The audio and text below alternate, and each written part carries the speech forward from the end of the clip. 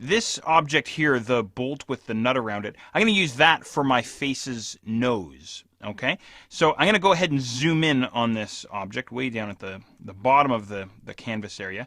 And the closer we get to this object, by the way, the more evident it becomes that this object is a combination of straight lines and curved lines. So we have a lot of straight lines inside this object, right? The edge of the nut and so on.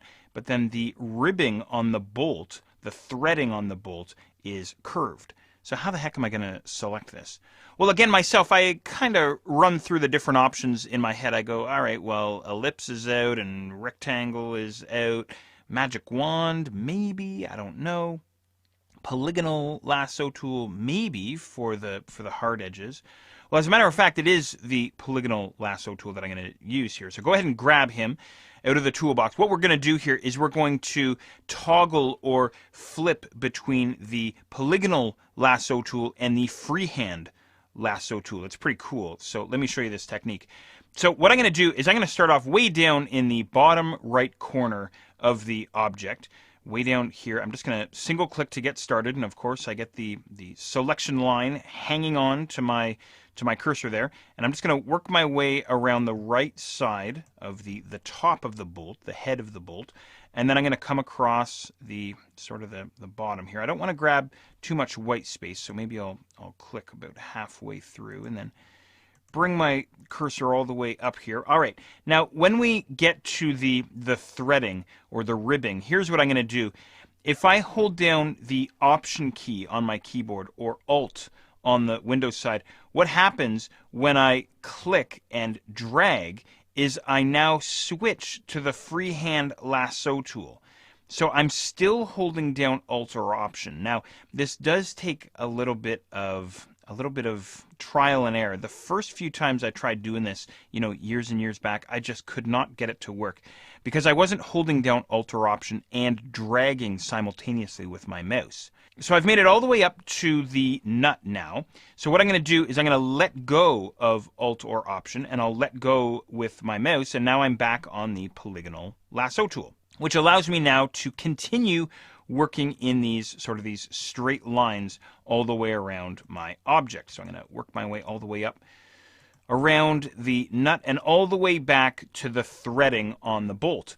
Now that I'm back to the threading, of course, what I want to now do is switch back or temporarily toggle back to the freehand lasso tool. So once again, what I'll do is I'll hold down Alt or Option on the Windows side and begin clicking and dragging with my mouse. Again, simultaneously holding down Alt or Option and my mouse button on my mouse, of course, working my way around all the threading and then back to the end of the threading there. And what I'll do is I'll let go of Alt or Option, let go of my mouse, and I'm back onto the polygonal lasso tool. So that's the idea here. That's the deal. We can temporarily toggle or switch between the polygonal lasso tool and the freehand lasso tool.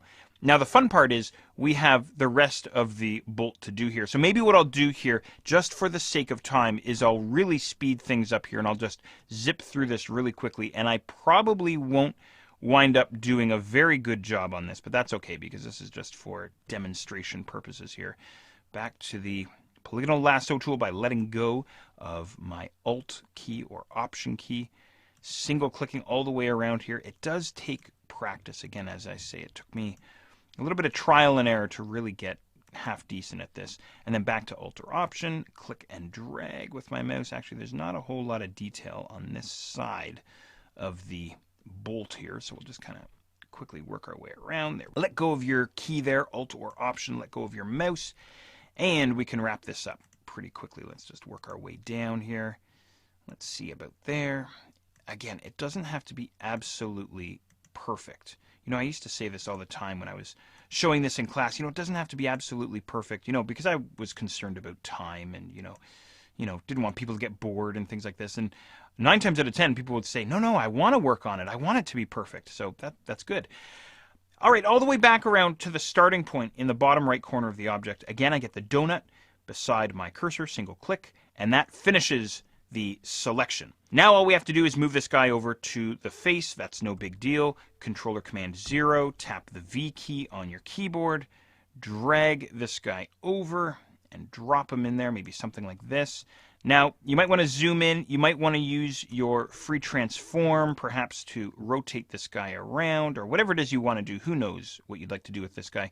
Again, don't forget Control or Command T to grab the free transform. Maybe what I'll do with my guy is I'll shrink him down. I'm holding down Shift and Option, or Shift and Alt, and dragging on a corner point there, just to shrink him down a little bit. Double-click inside the frame to apply the free transformation, and then Control or Command D to deselect. So there you go. There's a very cool technique for combining the polygonal lasso tool and the freehand lasso tool.